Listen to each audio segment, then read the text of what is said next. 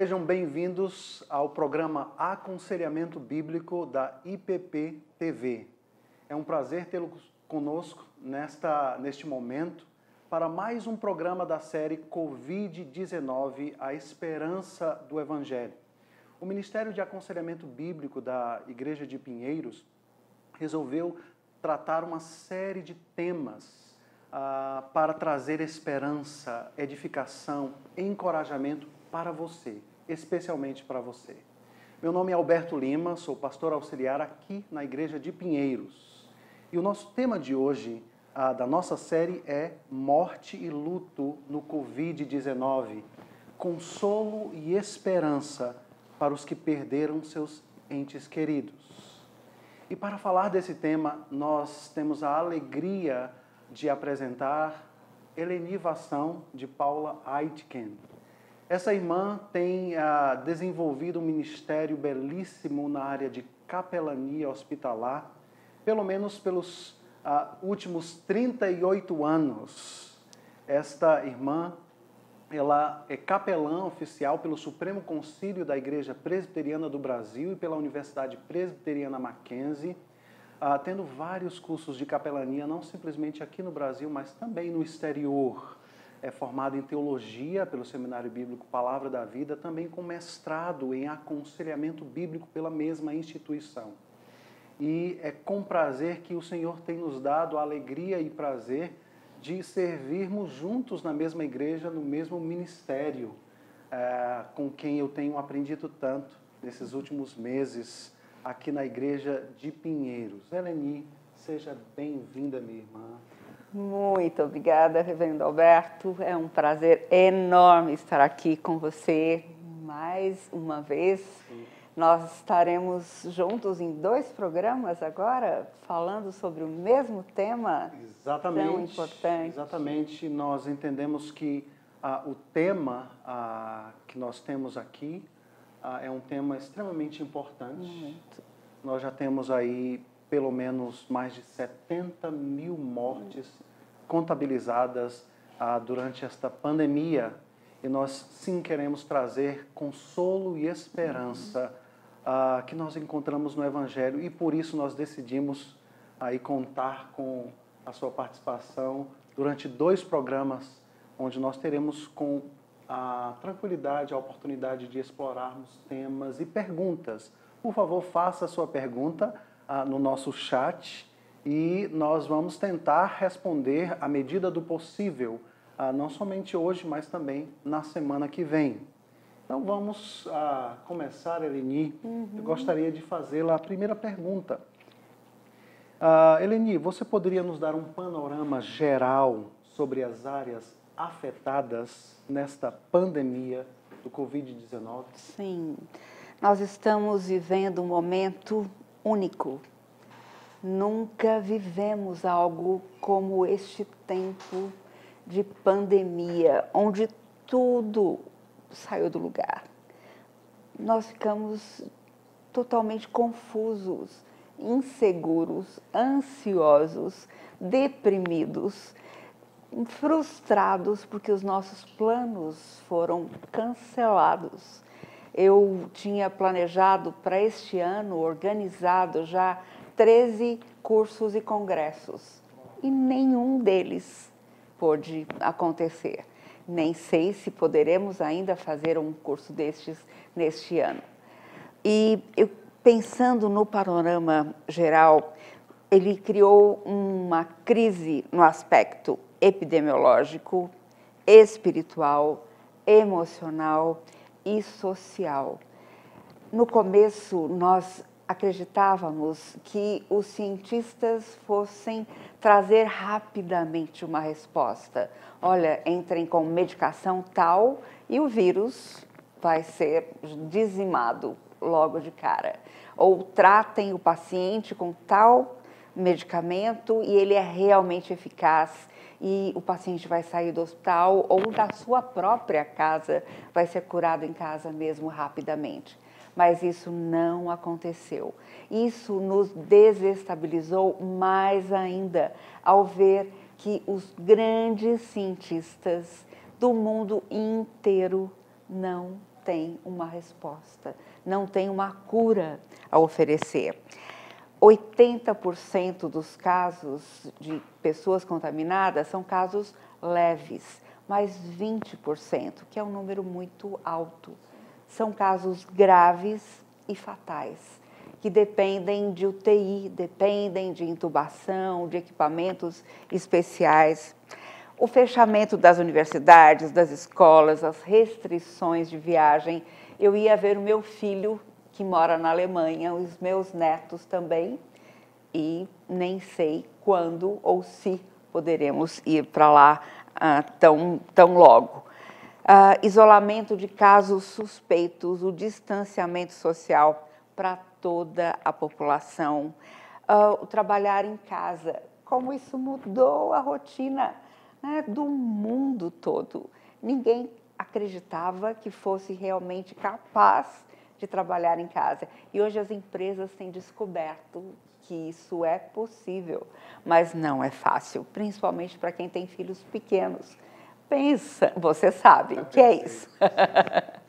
E pensando que essas pessoas têm que lidar com o seu trabalho, com o horário das crianças, com a irritação das crianças de ficarem só dentro de casa, né, e com as suas próprias crises pessoais. Não é brincadeira.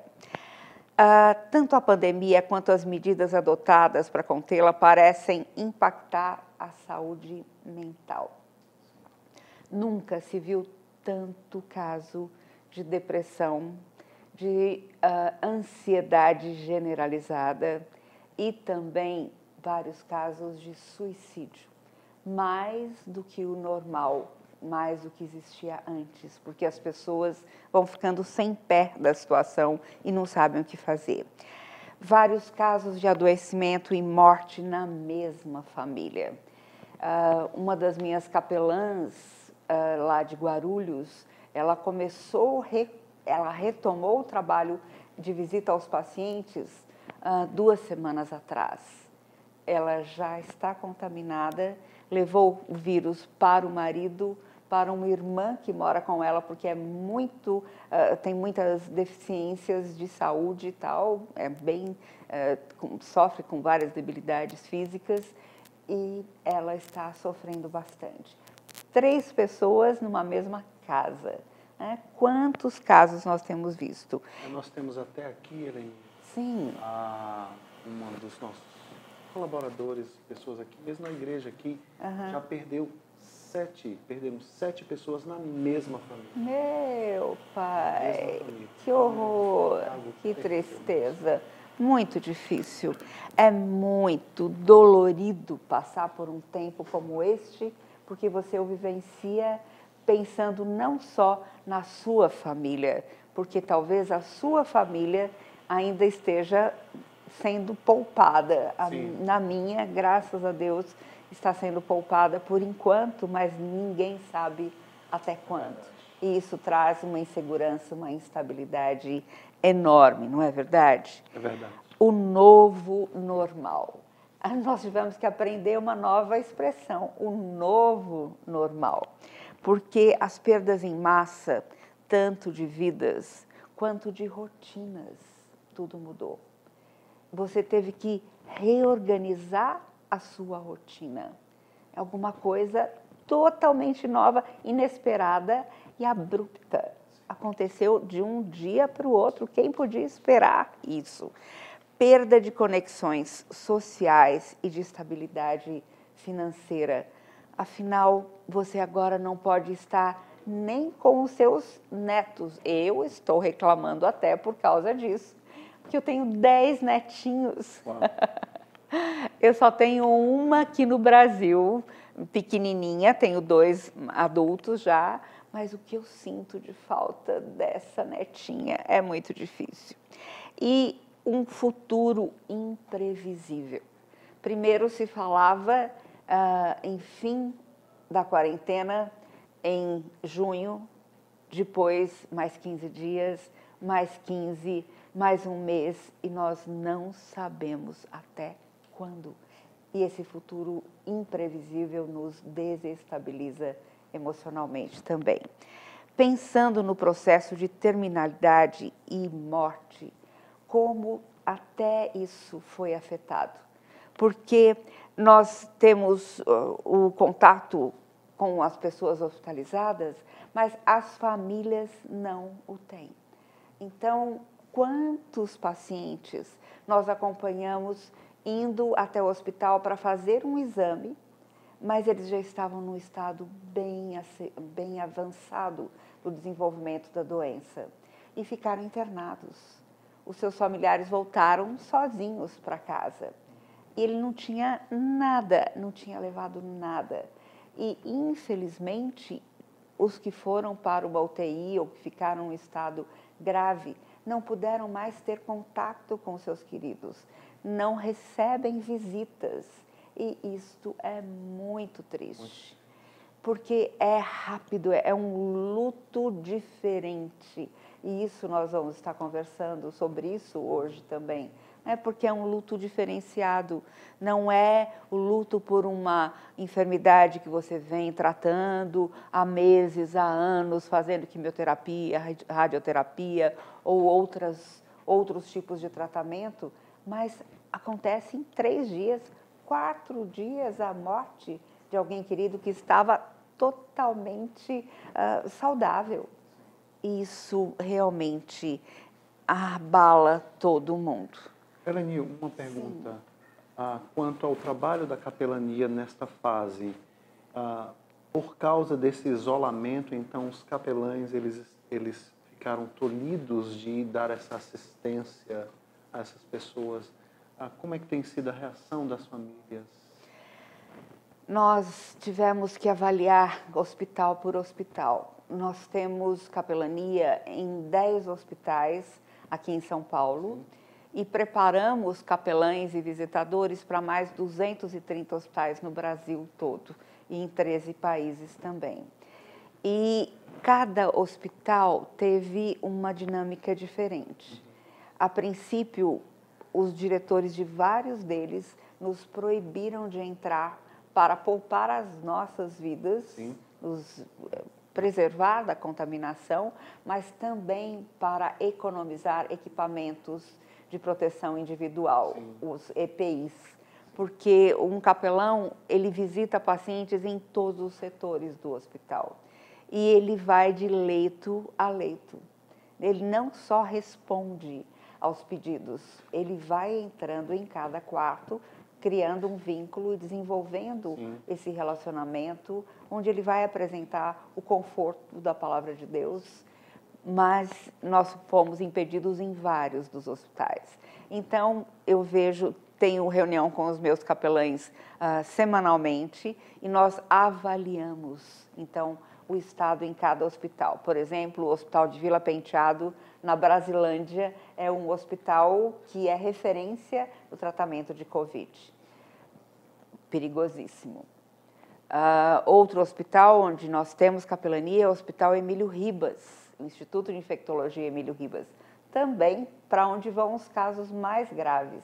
Sim. Então, nesses 2 hospitais, nós tivemos que mudar a estratégia.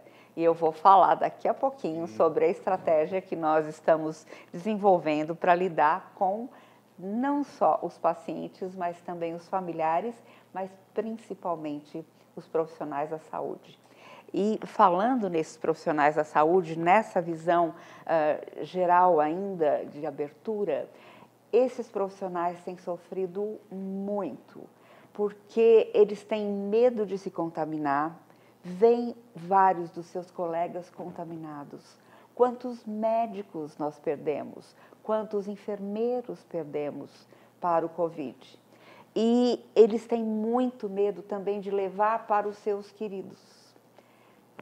Eles trocam a roupa, tomam banho. Eu tenho uma neta e uma nora que são fisioterapeutas, trabalhando em UTIs.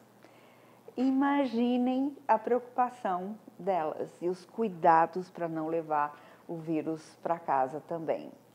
Mas, ao mesmo tempo, a gente tem visto coisas muito bonitas acontecendo nesse tempo em relação aos profissionais da saúde. E eu vou estar falando sobre isso já já também. Sobre o processo do morrer e o luto, eles também foram afetados? Como é que está sendo isso? Sim. Eu sei de relatos assim terríveis, né, de pessoas que eu conheço lá da minha cidade natal, que o pai veio a falecer em casa e então elas simplesmente viram o pai sendo levado pela janela, né, o Estado levou o corpo. Como é que tem sido esse processo aí do morrer e do luto? Como é que ele tem sido afetado? Morte e luto no Covid-19 é bem diferente de todos os outros que nós já vimos, né? Como você falou mesmo, essas famílias afetadas, quantas mortes numa família só, que coisa horrível. E a gente vai começar a viver, pensando nas pessoas enlutadas, quantas emoções que circulam aquela pessoa, porque ela está lidando agora com um sentimento de culpa por achar que infectou a outra pessoa. Eu fico pensando, uma amiga minha estava contando, olha, tal pessoa ficou em casa trancada por 3 meses. Daí falou, bom, já que eu estou trancada aqui, vou ficar trancada com a minha mãe na outra cidade, porque naquela outra cidade não tem nenhum caso de Covid. Então, não vou levar perigo para ela e nem vou correr perigo. Ela crê que ela se contaminou com a entrega de alimento em casa, porque não existe qualquer outra forma dela ter sido contaminada até ali. Então, é alguma coisa totalmente louca, né? O sofrimento de empatia quanto às pessoas afetadas. Eu não sofri nenhum caso na minha família, você também não aqui na sua família primeira, família próxima, mas a gente sofre por aquelas pessoas que estão sofrendo, que estão perdendo. E quantos amigos eu perdi nesse tempo? Alguns por Covid, outros por outras doenças. Alguns estavam fazendo quimioterapia, tratando de um câncer há tanto tempo e, de repente, não puderam ter a mesma continuidade no tratamento. Foram impedidos de ir aos hospitais e aí a doença se apossou da pessoa e rapidamente elas caminharam para o óbito. Os rituais de despedida foram transformados. Imagine o que é ver uma pessoa querida que você levou ao hospital e você se despede dela na porta do hospital porque ela descobriu, o médico descobriu que ela está com um caso bem avançado, os seus pulmões estão muito infectados e ela tem que ficar internada. Ela se despediu da pessoa ali na porta e ela talvez não venha a vê-la de novo. Ela se despediu, não teve qualquer outro contato, não pôde visitá-la e agora ela soube na visita médica, na visita que ela vai ter informações com o médico sobre o seu querido, que ele está cada vez pior e ele vem a falecer. O funeral é feito em 10 minutos. É muito pouco, né? O caixão é lacrado. As pessoas não podem chegar nem perto do caixão, porque correm risco de contaminar-se também. Então, que tristeza. É terrível. E uma coisa interessante e que faz muita falta nesse luto, é um luto totalmente diferente, porque quando eu trabalho muito com cuidados paliativos, trabalho numa equipe multidisciplinar e eu vejo como é importante a gente cuidar do paciente, mas também do familiar ao mesmo tempo. E como é importante sempre ter um cuidador junto, um cuidador familiar. E é interessante porque a pessoa ela verbaliza algumas coisas, ela vai abrindo o coração, lidando com problemas que ficaram lá atrás, mas que agora vêm à tona de uma maneira violenta, e ela vai resolvendo esses conflitos com a família. E a linguagem verbal e não verbal é muito importante. Mesmo que o paciente não possa se comunicar verbalmente, mas ele pode olhar nos olhos do seu familiar, ele pode sentir o toque e reagir. Mas nessa situação do Covid, nem isso ele tem. Verdade. Lidar com a morte em si é uma coisa dificílima, mas numa situação onde se tolhe a oportunidade de acompanhar o seu ente querido. Sim. Em todo o processo, né, assim, terminal, quando se tira isso, eu não posso imaginar, irmã Eleni, o tamanho da dor dessas pessoas. É dobrada, é horrível. Só pela graça de Deus elas podem continuar dando passos na vida. É verdade. Deus e o Evangelho. Só mesmo. Vamos à próxima pergunta, então. Sim, pois não. Irmã Eleni, a capelania hospitalar, você pontuou rapidamente, mas eu gostaria que, então, nesse momento, a irmã explorasse mais esse ponto. A capelania hospitalar tem atuado nos hospitais. Como tem ajudado nos processos de terminalidade, na morte e nos funerais? Eu gostaria de falar um pouquinho sobre a humanização do atendimento de saúde, já impactado pelo Ministério de Capelania nos hospitais. Uma coisa triste para nós foi termos que nos afastar dos pacientes, do leito a leito. Sermos impedidos em vários dos nossos hospitais de continuar esse trabalho diário. Mas nós estamos dentro dos hospitais há 38 anos. Então, nós pudemos, nessa hora, colher bons frutos, graças a Deus. Tanto de profissionais da saúde que nós estávamos evangelizando, e nós temos um programa chamado Minutos com Deus, para os profissionais da saúde.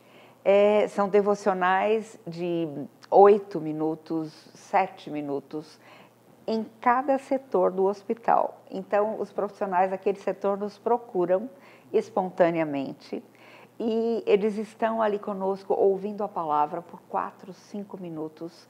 Daí nós levantamos os motivos de oração e oramos com eles.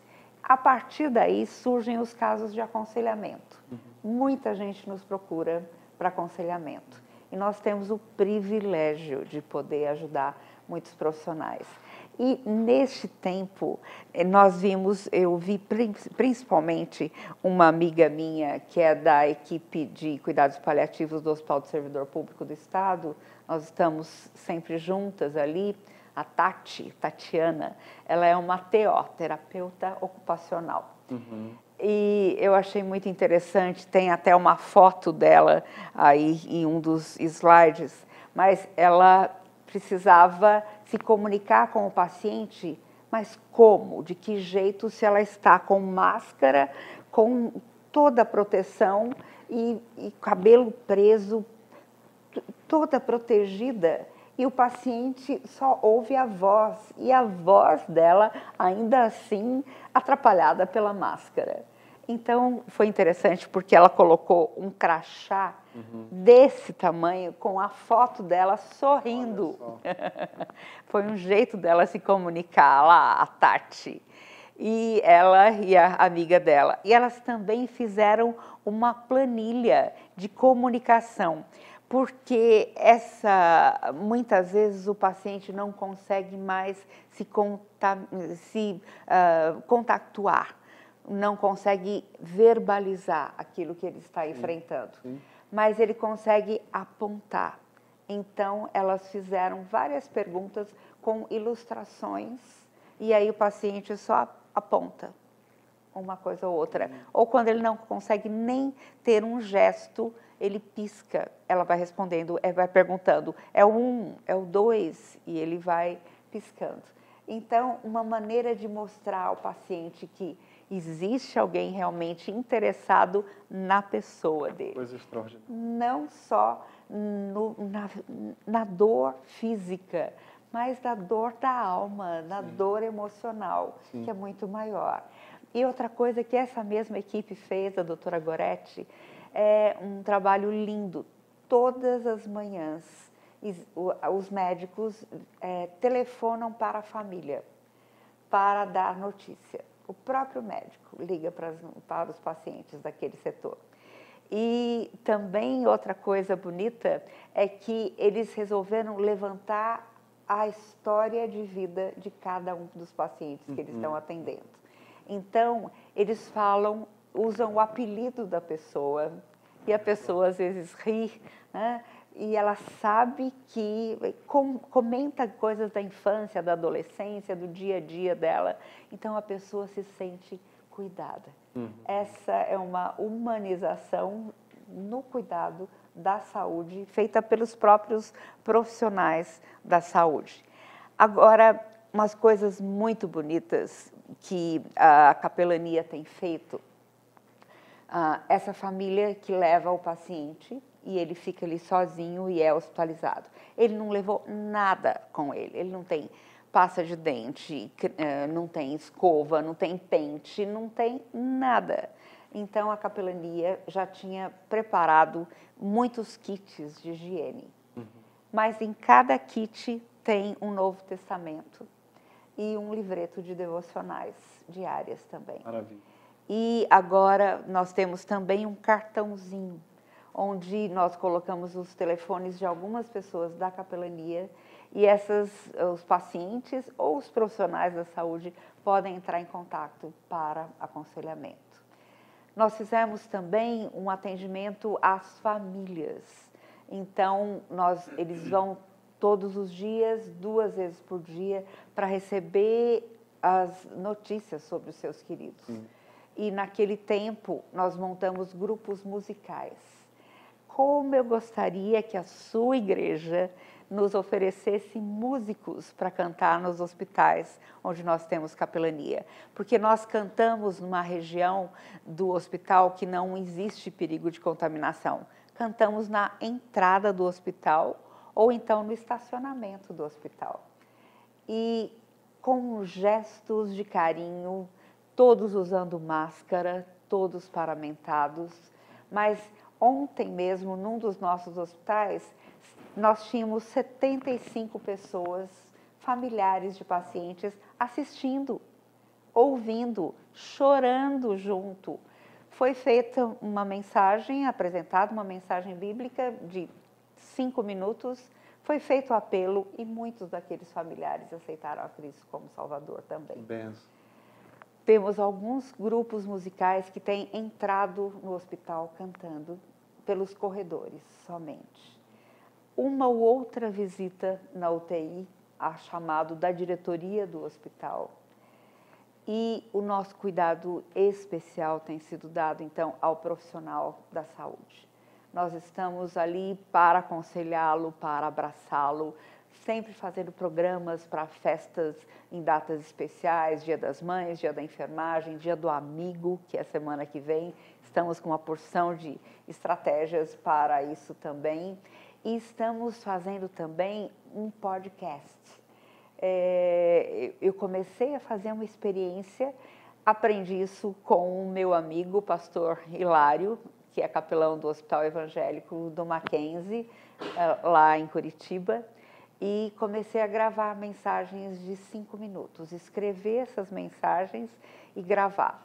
E as pessoas começaram a responder com tanta fome, que eu falei, nossa, precisamos fazer alguma coisa a mais. E aí a nossa equipe criou um podcast chamado Medicina para a Alma. Então, se você quiser encontrar lá no YouTube, é Medicina para a Alma, e o meu nome é Eleni Vassão, e você vai receber uma mensagem de 3 minutos todos os dias. O que eu posso falar, eu particularmente tenho recebido algumas mensagens e mensagens muito edificantes. Eu agradeço, minha irmã, por esse ministério, mensagens curtas que realmente são extremamente abençoadoras. Amém. Para tantas pessoas. Amém. Para tantas pessoas. Amém. Graças a Deus.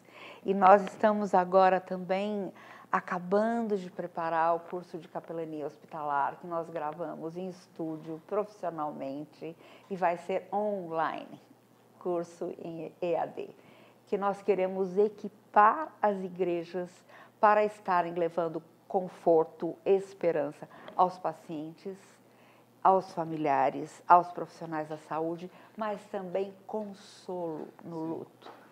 Porque quantas vezes nós não sabemos o que falar para uma pessoa enlutada, não é?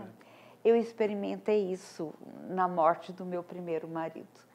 Eu estava com 37 anos e 4 moleques pequenos, de 6 a 13 anos.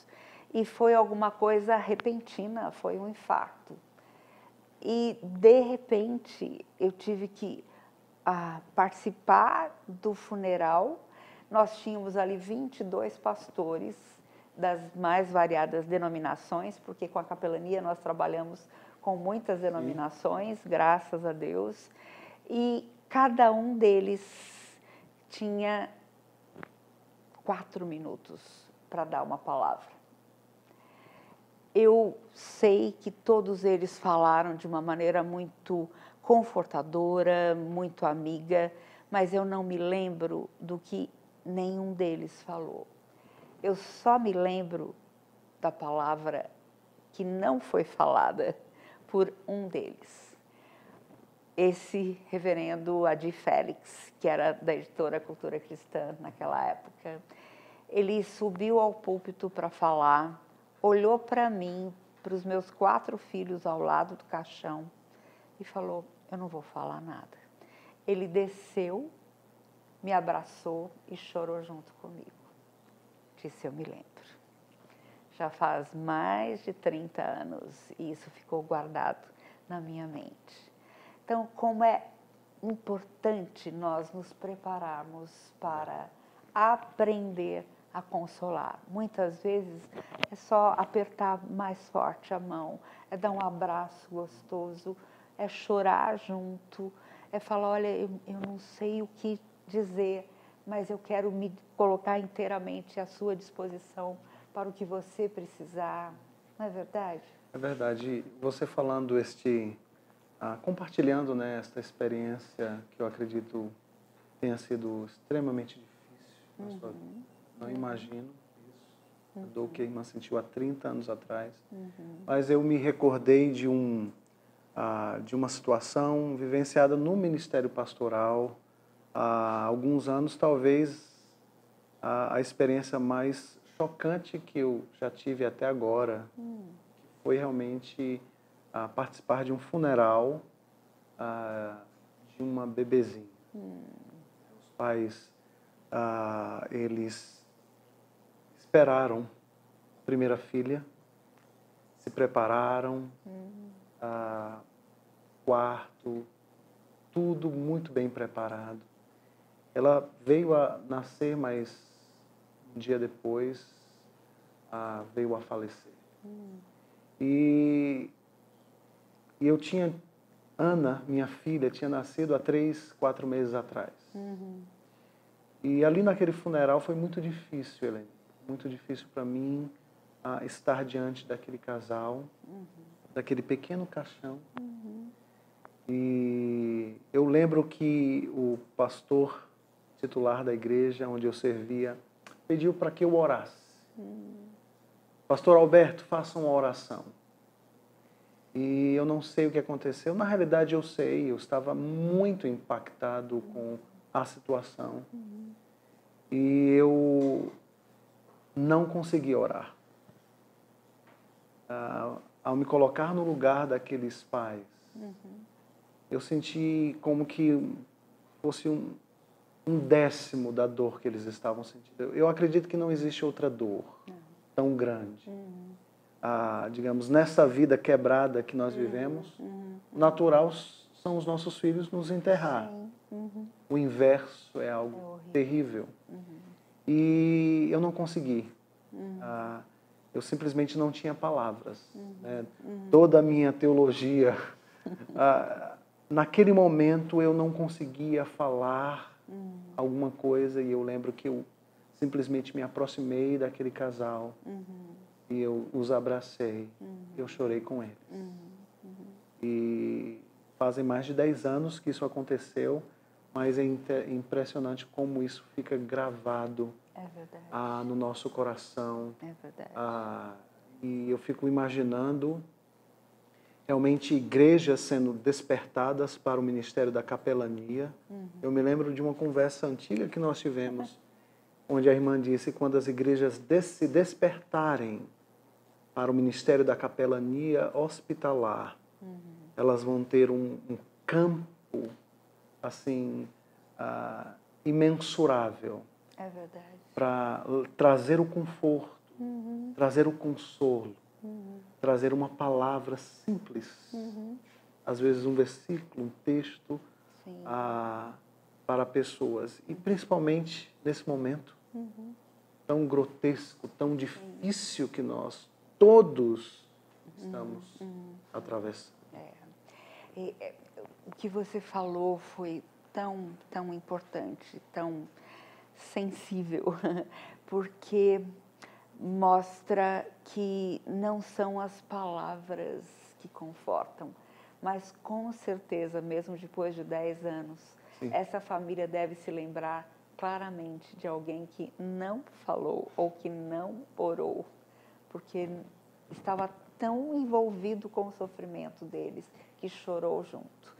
E eu creio que é isso que Jesus quer transmitir para a gente também na sua palavra, quando lá em João 11, ele está ali sofrendo com as duas irmãs, Maria e Marta, na morte do seu irmão Lázaro. Eu fico encantada com Jesus em ver que ele, sabendo que ele iria ressuscitar Lázaro, ele mesmo assim, vendo a tristeza das irmãs dele e dos seus amigos que estavam chorando ao redor, ele se compadeceu profundamente e chorou. Não é lindo isso? Maravilhoso. Um Deus que sofre com a gente. Compadece. Exatamente. Um Deus que não está distante.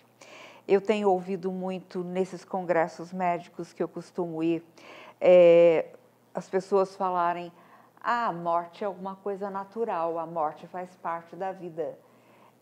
Eu tenho tomado outra posição. A morte é comum, porque afeta a todos os seres viventes. Mas ela não é natural, porque Deus nos fez para vivermos para sempre. A morte entrou por causa do pecado. Exato. Então, não é alguma coisa que nós possamos aceitar numa boa, engolir normalmente. Não, acabou, chegou ao fim da vida e pronto, acabou. Não. É uma pessoa que construiu laços, que deixou lembranças preciosas, e quem ficou está sofrendo profundamente. E eu fico muito triste com algumas das nossas igrejas, algumas pessoas que falam: não chore, você não sabe que ele está num lugar muito melhor, que ele foi curado das suas doenças físicas. Foi dessa para melhor. Foi dessa para melhor. Olha, e não fique assim, você é tão nova, você vai se casar de novo. Nossa, quanto eu ouvi isso com 37 anos. Olha, você perdeu um dos filhos, mas você tem mais tantos. Você pode cuidar dos outros.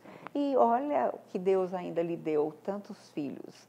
Eu falo isso também porque meu marido e eu, meu segundo marido, Gavin, que é um pastor americano, conselheiro bíblico também, ele sofreu a perda do seu filho. Nós já éramos casados, ficamos com ele na UTI por 12 dias nos Estados Unidos e fomos preparando a família, cada um da família, para a morte que estava próxima. Fomos acompanhando todo o processo de despedida da família e da igreja também. E como foi importante termos a igreja toda lá nos Estados Unidos junto conosco o tempo todo. Quanto isso nos trouxe de conforto, de esperança, né? Uma coisa muito importante. Agora, eu acho super vital, super vital é uma redundância, mas nós estamos preparados para partir. Nós tivemos um tempo atrás um curso que nós demos aqui mesmo na igreja, que foi justamente sobre hóspices, sobre cuidados paliativos, sobre como aceitar a sua própria finitude para poder ajudar outros a passarem por essa situação difícil também. E nós recebemos um formulário que cada um tinha que preencher sobre os seus desejos junto à morte. E como foi importante refletir sobre tudo isso. Porque é uma palavra que a gente tira, né, da frente, a gente não quer conversar sobre esse assunto, a gente, em qualquer círculo de amizades onde entre a palavra morte, já é uma coisa horrível, porque o círculo se desfaz de imediato. Mas nós temos que nos preparar para partir. E voltando aqui para João 11, Jesus dá essa esperança para as irmãs. Ele diz assim: então Jesus declarou: eu sou a ressurreição e a vida. Quem crê em mim, ainda que morra, viverá. E todo o que vive e crê em mim não morrerá eternamente. Você crê nisso? Que conforto para o nosso coração.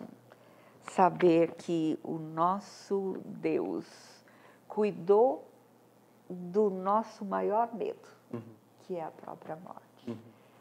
E Ele nos disse que estaria preparando uma casa no céu, onde nós moraríamos para sempre com o Pai, num corpo perfeito, sem dor, sem mácula alguma, e não haveria mais lágrimas ali também, porque nós estaremos para sempre na presença do Senhor.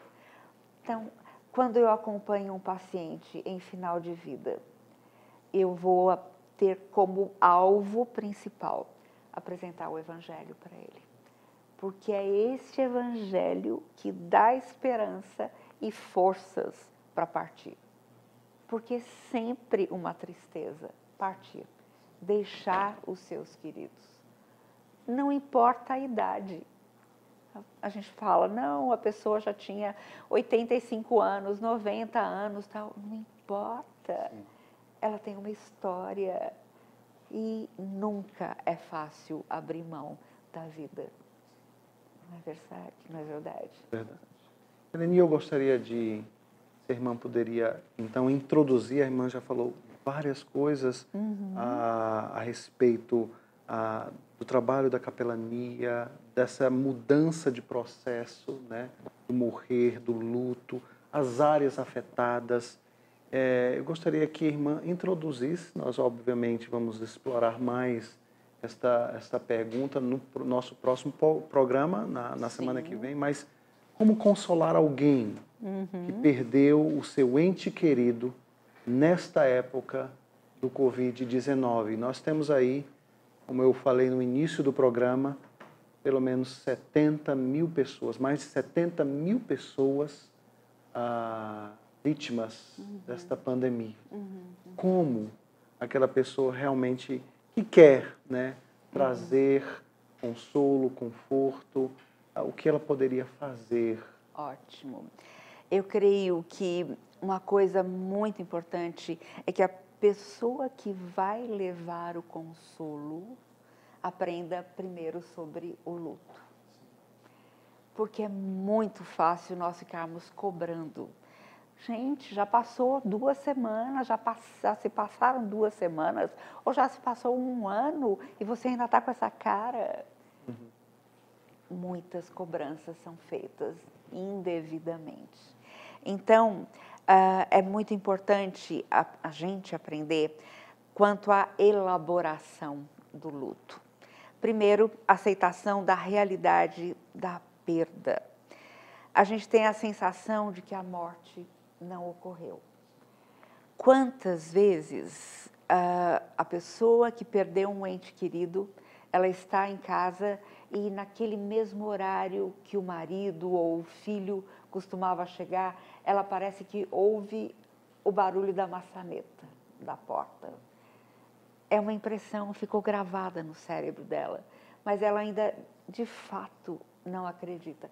Quantas vezes você vai falar com essa pessoa e ela fala, nossa, parece um pesadelo, eu não acredito. Nós estivemos presentes, através de alguns dos nossos capelães, no acidente de avião da TAM. E os familiares ficaram ali em frente ao IML do HC, ficaram numa sala no Instituto da Criança, aguardando os resultados de exames de DNA, para ver se era o familiar de fato ou não.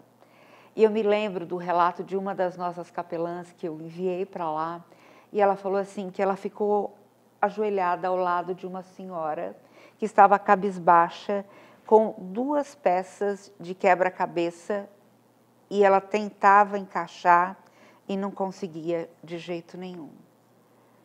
E essa senhora, ela ficou sem palavras um tempão.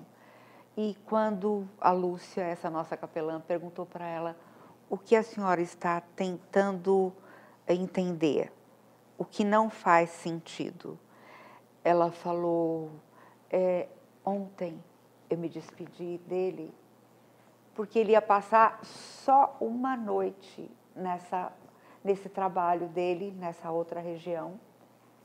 E agora ele não está mais aqui, nunca mais vai estar comigo. É muito difícil, não faz sentido. As peças não se encaixam. Sim. Outra coisa, o reconhecimento do sofrimento que a perda acarretou sem utilizar subterfúgios. Quando você consegue observar as pessoas da mesma família que perderam aquele ente querido, elas reagem de maneiras diferentes, porque cada uma tinha um relacionamento com aquela pessoa querida. E alguns eram de maior proximidade, dependência, outros não. Mas quando você vê uma pessoa que era muito apegada e ela se envolve com o trabalho de uma maneira frenética, começa a fazer coisas uma atrás da outra sem parar, você vai ver que ela está usando de subterfúgios para tentar negar a morte, fugir do processo de luto. Enquanto ela não assumir tudo isso, ela vai sofrer e muito, porque ela vai colocar todas as cadeiras em cima da mesa para limpar o chão, só que ela não vai colocá-las de volta, ela vai mexer em outro cômodo e ela vai deixar a casa toda de ponta cabeça, porque nada faz sentido. Ela está toda desorganizada emocionalmente. Adaptação ao contexto de vida sem a presença da pessoa falecida. Ela tem que assumir as funções que aquela pessoa deixou de assumir. Eu me lembro quando os meus meninos, eles eram ainda pequenos, e eu tinha que levá-los à escola e tinha que buscá-los, mas eu tinha que fazer uma porção de outras coisas que não estavam na minha rotina. Era uma rotina do meu marido com os filhos. Mas eu tive que assumir muito mais coisas. E como foi difícil, eu consegui me organizar de novo. E a pessoa que está enlutada sofre assim. Organização de um espaço emocional para se lembrar dele ou dela e para poder dar continuidade à vida. E como eu vou permitir que as minhas emoções fluam, como eu vou poder verbalizar a minha dor, ou como eu vou poder chorar, de maneira a também não viver só no luto. Porque se eu tenho outras pessoas de quem eu preciso cuidar ainda, eu não posso me limitar a ficar no meu quarto chorando. Eu tenho que ainda agir, trabalhar e fazer alguma coisa nesse sentido também. No caso do Covid, devido ao luto tão rapidamente, que acontece de maneira tão brusca, não existe um luto antecipatório, que a gente chama. É um luto no qual a pessoa vai perdendo o contato com aquele querido, mas ela vai vendo a progressão da doença, vai acompanhando no dia a dia, vai sofrendo um pouco de cada vez, volta para casa, chora, desaba, não consegue falar nada, não consegue fazer mais nada, mas no dia seguinte ela volta e ela vai acompanhando. É um luto que vai tendo uma sequência. Mas no caso do Covid, acontece uma coisa totalmente inusitada. É um luto abrupto. E muitos, por causa de uma falha na área da saúde mesmo, em algumas regiões do país, essas pessoas nem puderam ir para um hospital. Então, elas falecem em casa. E é muito mais difícil ainda, porque aquela casa, aquele ambiente fica marcado pela morte. Os familiares sempre vão pensar no seu espaço ali, totalmente comprometido. Né? Então, é muito difícil. Quais estratégias a gente pode sugerir para melhorar essa situação toda? Inserir foto da pessoa falecida no caixão ou no espaço do velório. É o próximo slide que vai falar sobre estratégias presenciais de despedida. Então, ele vai poder colocar uma foto, mesmo que o caixão esteja lacrado, uma foto daquela pessoa sorrindo, de bons tempos, quando ela estava saudável, quando ela estava feliz. Isso vai ser uma parte do ritual de despedida. Né? Outra coisa é colocar um painel, uma foto, um banner no ambiente do velório, mesmo que seja tão rápido. Outra sugestão ainda é pegar a foto desse querido num dia muito bom da sua vida e mandar como mensagem pelo WhatsApp, pelo e-mail, publicações, todos os meios de comunicação, mandar para os amigos e familiares. Isso quanto mais eu compartilho, eu mais vivo o meu luto. Eu me lembro da minha nora, que mora nos Estados Unidos. Ela não pôde vir para a morte da esposa do meu segundo marido. E eu fui para lá depois que eu me casei com ele, mas ela não podia me aceitar a princípio, porque na mente dela, a primeira esposa, que era muito amiga dela, não havia morrido. Então, como foi difícil para ela aceitar tudo isso. Então, como é importante a gente trabalhar esse processo. Estimular que sejam proferidas mensagens verbais e escritas também. Achei tão interessante num programa de televisão de domingo à noite que eles fizeram, eles pediram para os familiares de pacientes Covid que perderam seus entes queridos que escrevessem a história dessa pessoa de uma maneira agradável. E daí eles contrataram alguns atores para estarem lendo uma parte dessa história. Que coisa bonita, que coisa gostosa. Cantar ou reproduzir músicas significativas que foram significativas para a pessoa que partiu para esse tempo de velório também. A realização de rituais individuais. os rituais coletivos são tão difíceis, né? Cada um fica espremidinho no seu cantinho e agora só podem ir tão poucas pessoas, só as da família direta mesmo, então é muito triste. E criação de memoriais online, em que essas pessoas todas mais queridas se comuniquem, troquem as suas impressões. E uma coisa que a gente vai continuar ainda na outra semana no nosso programa, né? Falar sobre isso, mas eu fico pensando que mesmo que a pessoa tenha vivido intensamente o luto, a perda foi real, foi grande, é uma coisa muito triste. E ela vai se lembrar desse querido e vai sofrer essa perda durante toda a sua vida. Ontem à noite ainda, meu marido colocou um programa de sax, tocando, alguém famoso tocando sax, e quando ele tocou um hino, que era o hino predileto do nosso filho que partiu, e a nossa neta cantou esse hino no funeral do pai. Eu não sei até agora como ela conseguiu cantar, engasgando, sofrendo, mas ela conseguiu cantar. E ele começou a chorar. Já faz 11 anos que esse filho partiu, mas cheiros especiais associados àquela pessoa, hinos, palavras, tudo isso volta ao coração, volta à mente e a pessoa sofre e sofre muito, não é?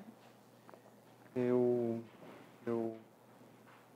passei há 2 anos atrás por a maior perda que eu já tive até agora, né? Uma das pessoas mais importantes da minha vida, minha mãe, está com Cristo. E na época eu estava nos Estados Unidos, não pude vir para o seu velório. E foi uma dor assim que eu não posso quantificar. Mas eu lembro, Eleni, que 2 coisas foram realmente muito importantes nesse processo. Uma delas, o meu cunhado fez um filme, né, com os momentos da história, da nossa história, os meus irmãos, as minhas irmãs, os meus sobrinhos, o pai, então, fotos familiares. Então ele fez esse vídeo, né? Então eu assisti esse vídeo, acho que quase 100 vezes. Ainda eu tenho ele guardado. E foi um tempo bem difícil. Mas aquilo fazia com que eu colocasse para fora a minha dor. E eu chorava bastante. E um livro chamado O Luto Desfeito, de Elizabeth Groves, que teve o seu marido vítima de um câncer incurável. Escreveu um livro de todo o processo ali de perda. Então esse livro dela foi algo assim muito alentador para minha alma, para o meu coração. Eu estou muito grato a Deus, Helene, assim, pelas suas palavras. Eu acredito que muitas pessoas que estão nos assistindo aqui, mais de pessoas em vários estados, gostaria de trazer aqui a Wanda, a Paula, o Adriano Cardoso, inclusive a Wanda Almeida Santos pergunta a respeito do curso online de capelania. Ela disse onde é que vai ser, né, ministrado. Ótimo. E também o Adriano Cardoso, muito obrigado pela sua pergunta, Adriano, que pede a respeito de indicações, mas onde estes livros podem ser encontrados. Ele fala que a IPP-TV, muitas pessoas têm indicado livros, e então nós gostaríamos que rapidamente, nós temos alguns minutinhos aí, o curso e alguns livros que podem ser úteis aí para os irmãos. Ótimo, ótima pergunta. O curso em EAD, eu creio que mais 10 ou 15 dias no máximo. Entre no site capelanianasaude.org.br e ali você vai encontrar as informações sobre o curso. Alguns livros que podem ajudá-lo. Dor na Alma, eu escrevi há algum tempo atrás, é lidando com depressão. Consolo, o Auxílio de Deus no Luto, editora Cultura Cristã, e é um estudo sobre a vida de Jó. Esperança para Viver e para Partir, um livro que eu escrevi acompanhando um médico muito querido no seu processo de morte. Outro livro que vai ajudar bastante, esse é Conversando com a Pessoa que está enlutada, é Deus Está Presente, Auxílio de Deus no Luto. Eu escrevi para a Sociedade Bíblica do Brasil. Então, você vai poder ter acesso a esse livro, tanto impresso, é um livreto pequeno, como também pelas vias eletrônicas. Aí você pode acessar. Muito obrigado, Eleni. Que Deus abençoe o seu ministério. Um prazer, uma alegria a servir ao Senhor no Ministério de Aconselhamento da Igreja. E nós queremos encorajá-lo a continuar nos acompanhando também na próxima semana, quinta-feira, no mesmo horário, às 14h30, nós estaremos a segunda parte do programa Morte e Luto no Covid-19, Consolo e Esperança para os que perderam os seus entes queridos. Eu gostaria então, para terminar o nosso programa de hoje, deixar um abraço a todas aquelas pessoas que estão nos acompanhando, pessoas de várias cidades, de Fortaleza, minha cidade natal. Que beleza. Um grande abraço aí para o Adriano Cardoso, a Wanda coloca aqui, da Bahia, né? A Eliane Vicente, de Garanhuns, Pernambuco. Muitas pessoas nos acompanhando, mais de 100 pessoas estão aqui acompanhando o programa. Eu gostaria então de agradecer a sua participação e dizer que é um prazer para nós, aqui da Igreja Presbiteriana de Pinheiros, estar servindo você, trazendo uma mensagem de encorajamento, esperança, consolo, que vem da Palavra de Deus. Que Deus abençoe a sua vida e até a próxima semana.